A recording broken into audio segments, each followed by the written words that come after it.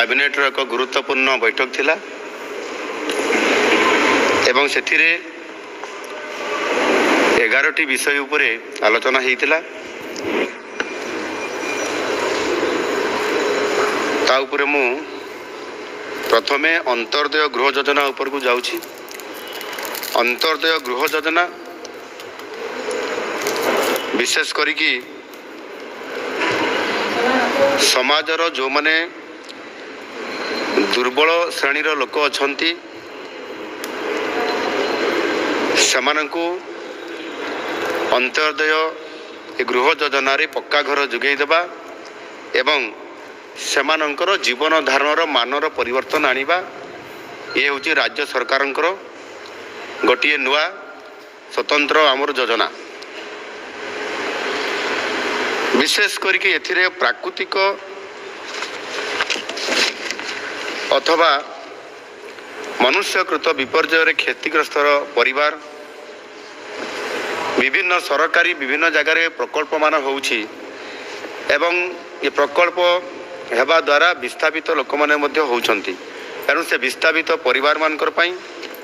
भिन्नक्षम व्यक्ति मानकर जे मुख्य उपार्जनकारी थिबो तांको पई जंगल अधिकार आईन हिताधिकारी परिवार गृह रे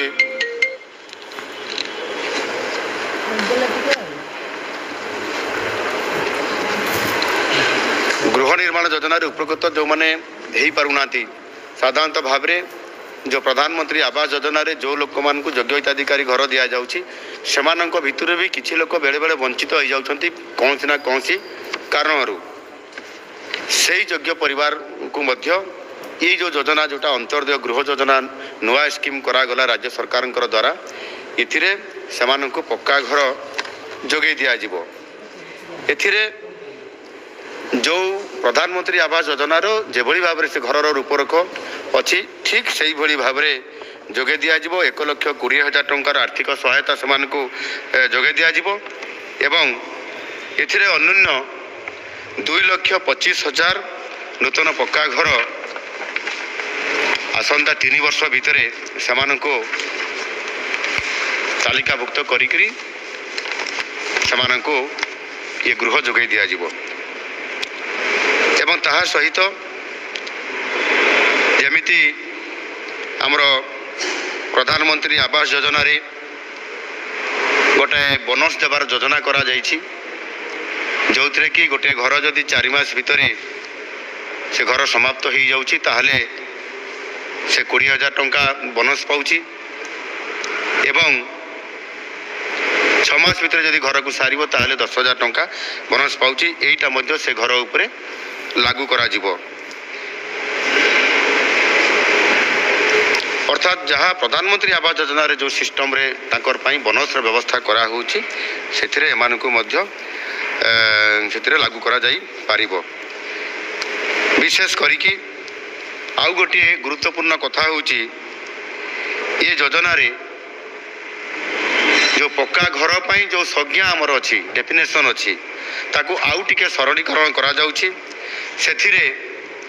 बेसिकली आगरे इंदिरा आवास घर थिला से समय रे आजबेस्टस घर दिया जाउथला टाइल घर दिया जाउथला टीण घर भी दिया जाउथला एवं से घर गुड़िक कच्चा घर हिसाब रे ग्रहण करा जाउछि। केवल सीमेंट जोड़े कांथ सहित आरसीसी छात को पक्का घर मान्यता एथिरे रखा जाउछि। परिवार संज्ञा को मध्य आउ टिके सरलीकरण करा जाय कि योजना रे परिवार रो अर्थ स्वामी स्त्री एवं निर्भरशील पितामाता आउ संतान को बुझा जाउछि। एहा द्वारा सृष्टि हेइतबा नुआ परिवार माने जो माने एथिरे ए जो तालिकाभुक्त हेबे सेही माने ही ये योजना रे सीधा सड़क भाव में से उपकृत हो पारिबे। आउ ई योजना पाई 7,550 कोटी टंका व्यय बराद करा जिवो एवं समस्त को जो माने योजना अंतर्भुक्त से हेबे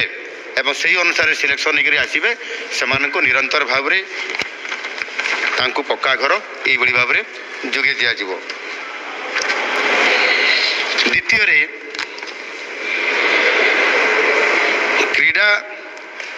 ଯୁବ ସେବା ବିଭାଗ ତରଫରୁ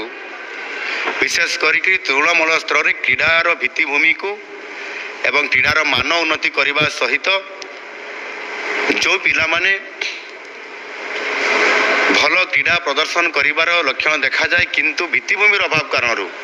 ସେମାନଙ୍କର ଉନ୍ନତି ହୋଇପାରିନଥାଏ, ଯେଉଁଥିରେ କି ସେମାନେ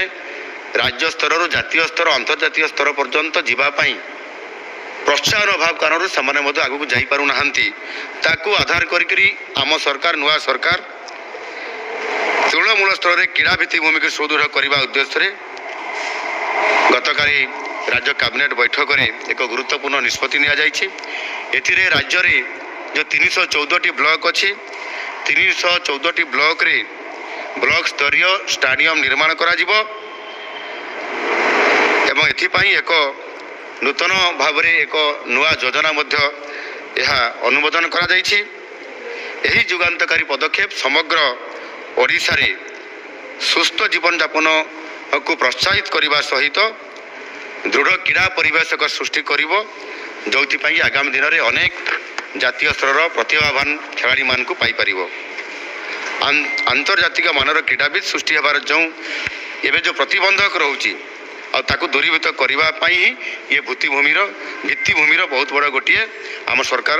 ଚିନ୍ତା କରିଛନ୍ତି ଏବଂ ତାକୁ ମଧ୍ୟ ଅନୁମୋଦନ କରିଛନ୍ତି। ଏଥିରେ ବିଶେଷ କରିକି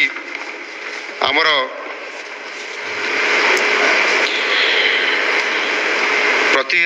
ରାଜ୍ୟର ପ୍ରତି ଜିଲ୍ଲାରେ ଯେଉଁଠି ବ୍ଲକ ସ୍ତରୀୟ ଯେଉଁ ଆମର ଷ୍ଟାଡିୟମର ଯେଉଁଠି ଆବଶ୍ୟକତା ଅଛି ତା ଉପରେ ଆମ ସରକାର ଫୋକସ୍ କରୁଛନ୍ତି ଏବଂ ବିଶେଷ କରିକି ପ୍ରତି ବ୍ଲକରେ ବ୍ଲକ ହେଡ଼କ୍ୱାର୍ଟରରେ କିମ୍ବା ବ୍ଲକ ହେଡ଼କ୍ୱାର୍ଟର ପାଖରେ ଯଦି ବ୍ଲକ ହେଡ଼କ୍ୱାର୍ଟରରେ ବି ନାହିଁ ତା 5 କିଲୋମିଟର ରେଡ଼ିୟସ୍ ଭିତରେ ସେଥିରେ 12 ଏକରରୁ 15 ଏକର ଜମି ଏଥିରେ ସରକାରୀ ଜମି ଅଥବା ଆବଶ୍ୟକ ହେଲେ ମଧ୍ୟ ପ୍ରାଇଭେଟ୍ ଜମିକୁ ମଧ୍ୟ ସରକାର ତାକୁ ନେଇକରି ସେଥିରେ ଫୁଟବଲ କ୍ରିକେଟ ଥ୍ରୋ ଏବଂ ଜମ୍ପ ଫିଲ୍ଡ ସହିତ ଆଥଲେଟିକ୍ର track volleyball khokho kabaddi court badminton tennis table tennis ଏ ଖେଳର ମଧ୍ୟ ଇନଡୋର ହଲ୍ ବ୍ୟବସ୍ଥା ମାଧ୍ୟମରେ ମଧ୍ୟ କରାଯାଇପାରିବ ଏବଂ ଯେଉଁଗୁଡ଼ିକ ଆମର ଯେଉଁଟା ମୁଁ କହିଲି ହକି କିମ୍ବା ଫୁଟବଲ କିମ୍ବା କ୍ରିକେଟ ଏଗୁଡ଼ିକ ସ୍ୱତନ୍ତ୍ର ଭାବରେ ଯେଭଳି ଭାବରେ ଏକ ଜାତୀୟ ସ୍ତରର ଷ୍ଟାଡିୟମ ନିର୍ମାଣ କରାଯିବ ଏବଂ ସେଥିରେ ସମ୍ପୂର୍ଣ୍ଣ ଭାବରେ ଏହାକୁ 5 ବର୍ଷ ପାଇଁ ସମୟ ଅବଧି ରଖାଯାଇଛି ଏବଂ ସେଥିପାଇଁ 4,124 କୋଟି ଟଙ୍କାର ମଧ୍ୟ ଟଙ୍କା ରଖାଯାଇଛି ଏବଂ ତାକୁ ମଧ୍ୟ ଅନୁମୋଦନ କରାଯାଇଛି। ଏହାଦ୍ୱାରା ନିଶ୍ଚିତ ଭାବରେ କ୍ରୀଡ଼ା କ୍ଷେତ୍ରରେ ଏକ ଗୋଟେ ବୈପ୍ଳବିକ ପରିବର୍ତ୍ତନ ଆସିବ ଓଡ଼ିଶାରେ ଏବଂ ନୂଆ ସରକାର ଏହି ଯୋଜନା ଭିତରେ କ୍ରୀଡ଼ାକୁ ଏବଂ ବହୁତ ଭାବେ ଗୁରୁତ୍ୱ ଆମ ସରକାର ଦେଉଛନ୍ତି ଏବଂ ତାକୁ ମଧ୍ୟ ସୁନିଶ୍ଚିତ କରିବା ପାଇଁ ଏ ନିଷ୍ପତ୍ତି ନେଇଛନ୍ତି। ତୃତୀୟରେ ଆପଣମାନେ ଜାଣିଛନ୍ତି ଯଶସ୍ୱୀ ପ୍ରଧାନମନ୍ତ୍ରୀ ନରେନ୍ଦ୍ର ମୋଦିଜୀଙ୍କର ଅଧ୍ୟକ୍ଷତାରେ ଅନୁଷ୍ଠିତ କେନ୍ଦ୍ର କ୍ୟାବିନେଟ୍ 2024 ଅଗଷ୍ଟ 24 ତାରିଖରେ ୟୁନିଫାଏଡ୍ ପେନ୍ସନ୍ ସ୍କିମ୍ ବା ଏକୀକୃତ ପେନ୍ସନ୍ ଯୋଜନାକୁ ମଞ୍ଜୁକୃତ କରିଛନ୍ତି। ସୁନିଶ୍ଚିତ ପେନ୍ସନ୍ ପାରିବାରିକ ପେନ୍ସନ୍ ମୁଦ୍ରାସ୍ଫୀତି